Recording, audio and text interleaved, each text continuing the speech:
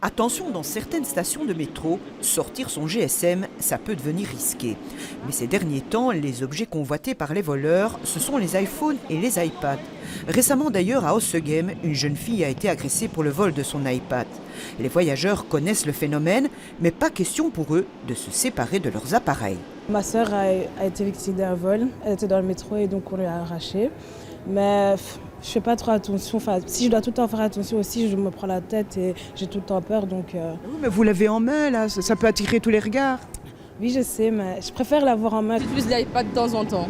Et vous ne le prenez jamais dans une station de métro sur vous? Si, quand j'ai des travaux à l'école ou quand je suis en période de stage, oui. Dans le métro, ces vols sont courants.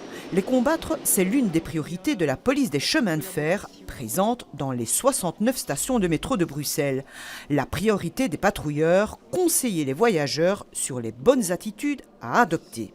Lorsque les portes du métro vont se refermer, quelques secondes avant, c'est le moment crucial pour le voleur. À ce moment-là, il peut très facilement arracher l'objet, sortir de la rame alors que les portes vont se fermer. Et le volé n'a malheureusement plus aucune possibilité de réaction, ni même d'appeler à l'aide. Et alors qu'est-ce qu'il faut faire?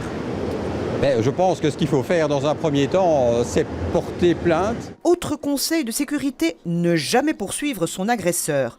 À Bruxelles, dans le métro, il y a le réseau de caméras. Grâce à ce système, le taux d'élucidation des vols à Bruxelles est supérieur à celui de la moyenne nationale.